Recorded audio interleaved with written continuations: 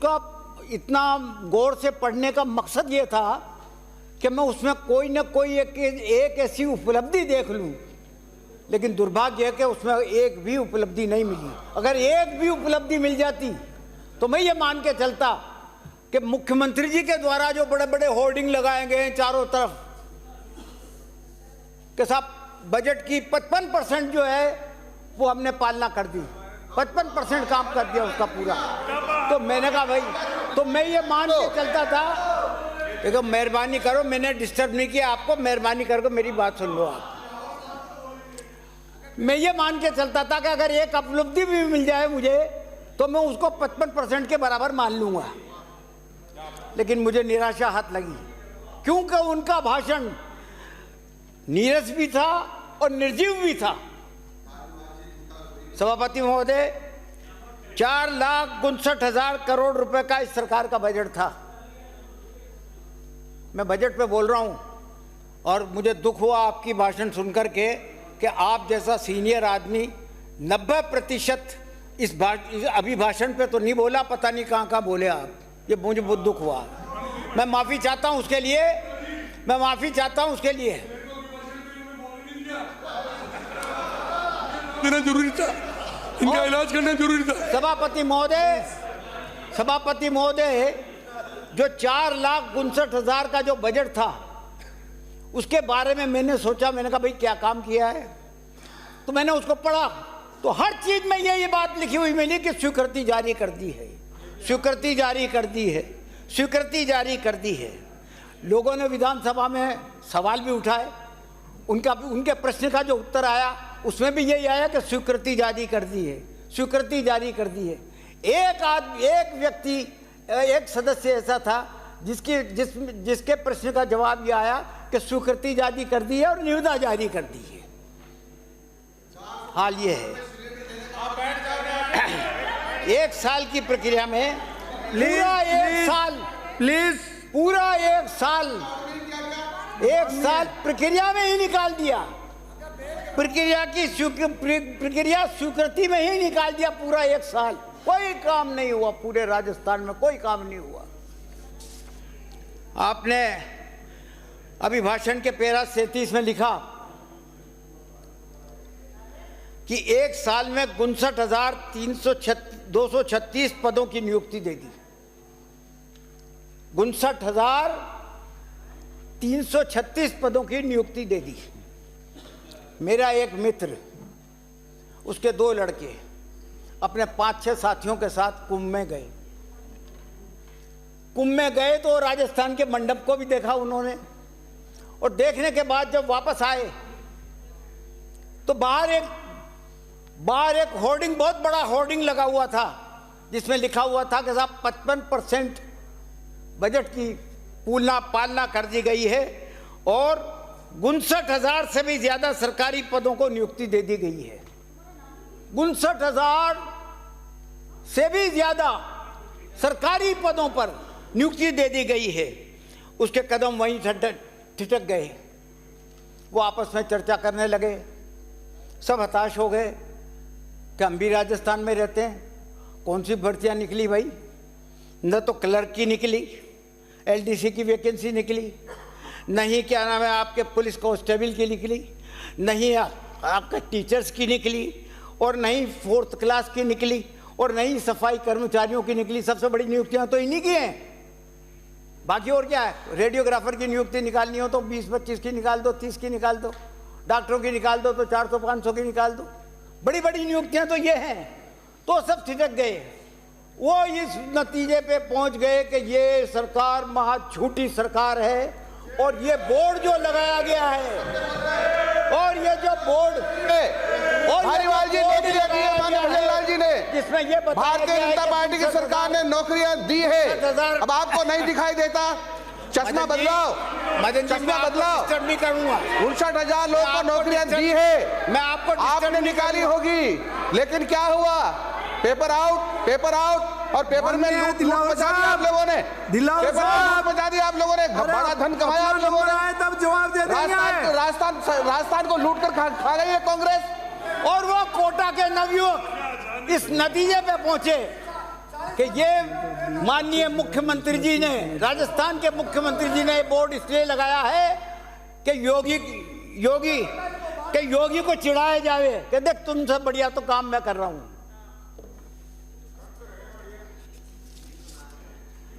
मैं ये इसलिए कह रहा हूं अध्यक्ष सभापति महोदय कि मैंने एक तारांकित सवाल लगाया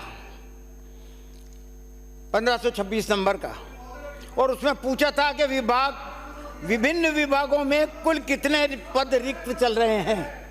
इतनी सी बात थी कि विभिन्न विभागों में कुल कितने पद रिक्त चल रहे हैं और उनके पदों को उन पदों को भर्ती करने के लिए क्या विज्ञप्ति जारी कर दी गई है, रिक्त पदों को भरने की सरकार की क्या योजना है और उन्हें कब तक भर दिया जाएगा। ये सवाल था मेरा। मुझे जवाब मिला कि आपका सवाल बहुत लंबा है। अब इसमें क्या लंबा था? ये तो सब बातें आप नहीं भी बोलते तो बाकायदा जो है कह हम लिख के दे देते, मुझे तो ही मान लेता। मैं क्यों नहीं दे रहे हो?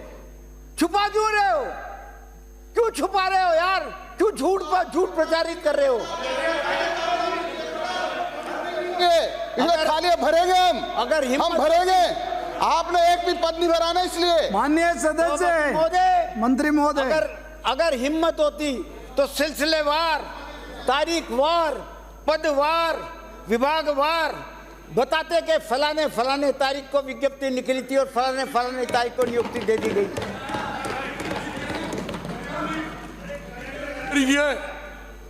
कैलेंडर देखा आपने यार, मैंने आपको डिस्टर्ब नहीं किया। देखो यार माय डियर, हाँ नहीं कुछ थोड़ा सा वो भी रखो, आप पेशेंट भी रखो।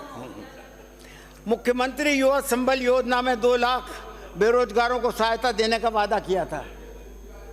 2 लाख बेरोजगारों को सहायता देने का वादा किया, जिसके लिए 866 करोड़ रुपया आपने बजट में प्रावधान रखा। वो वित्त मंत्री जी चली गई। कितने को सहायता दी? अभी भाषण में आपने बताया कि सिर्फ 448 करोड़ रुपया खर्च हुआ है, आधा हुआ। ये उपलब्धि है आपकी। 866 रुपया रख रहे हो, करोड़ रुपया रख रहे हो, बताओ और खर्चा कर रहे हो कितना? 448 करोड़ रुपए का। नौनेरा बांध की बात करिए आपने, आदरणीय कृपलानी साहब ने। निश्चित तौर पर माननीय मंत्री महोदय, निश्चित तौर पे ये विचार तत्कालीन मुख्यमंत्री श्रीमती वसुंधरा राजा का था। लेकिन ये बता दो देर क्या हो रहा था कि एक पैसा भी भारतीय जनता पार्टी की वो सरकार और इस सरकार ने नौनेरा बांध को बनाने में खर्च किया क्या? वो कंप्लीट हो चुका बांध। धारीवाल साहब हासन को संबोधित करते हुए पीपलदा से आने वाले बैठे हुए हैं जहां पर बांध बन रहा।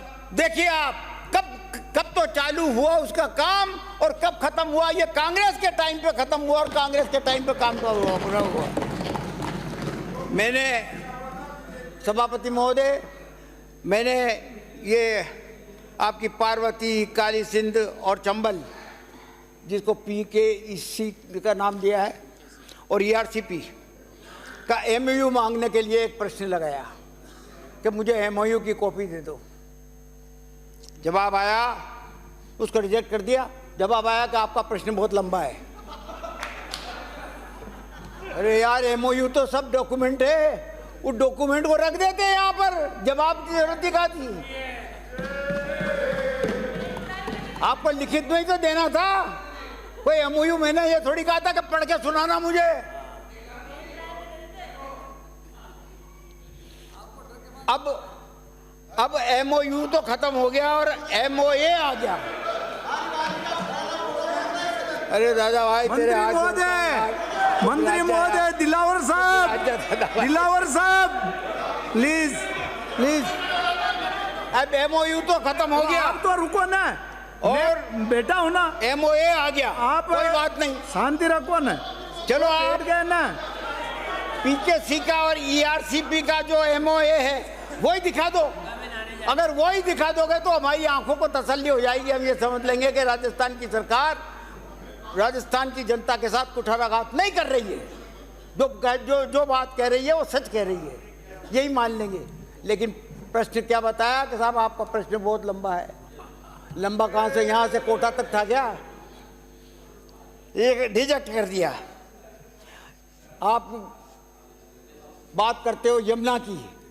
कल हमारे प्रदेश अध्यक्ष जी ने भाषण दिया था, उसमें कहा था कि आपने 4 महीने में उसकी डीपीआर बनाने के लिए कहा था। आज 14 महीने तो हो गए। मैं कहता हूँ 14 महीने नहीं 10 साल हो जाएंगे, लेकिन हरियाणा कभी आपको डीपीआर बना करके नहीं देगा। ये मेरे वर्ड्स हैं। आप इसको कोई भी पढ़ना चाहे तो पढ़ ले, आपके उसमें आज शामिल हो जाएंगे।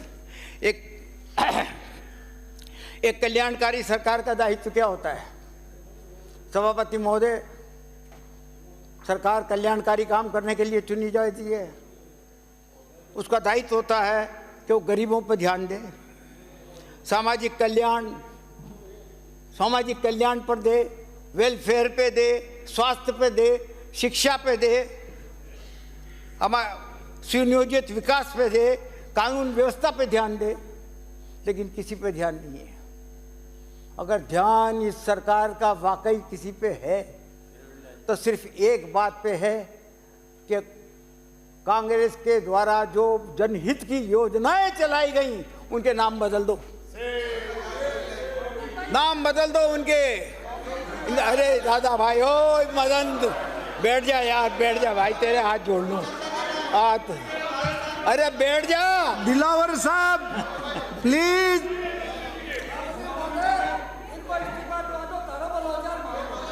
सभापति महोदय,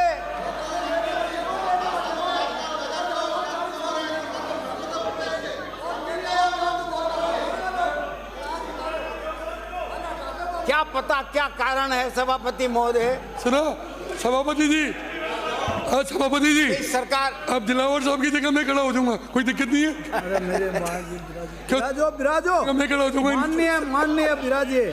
क्या पता क्या कारण है सरकार सभापति महोदय कि भारतीय जनता पार्टी को इंदिरा गांधी और राजीव गांधी और राहुल गांधी के नाम पर इतना ऐतराज क्यों है? क्या वजह क्या है? क्यों इनका दिल धड़कता है उनके नामों पर? 30 से भी ज्यादा योजनाओं का नाम बदल दिया गया है। और कल एक और नाम बदल दिया। कौन सी योजना थी वो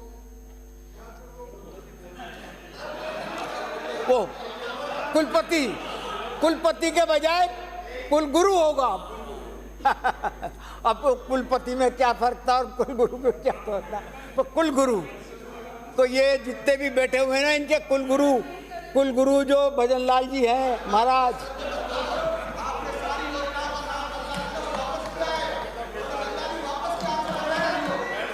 प्लीज दिलावर साहब, प्लीज अपने जवाब दे देना ना। अपना नंबर आए तब जवाब दे देना प्लीज। दिलावर साहब क्या कर रहे हैं? प्लीज मंत्री महोदय।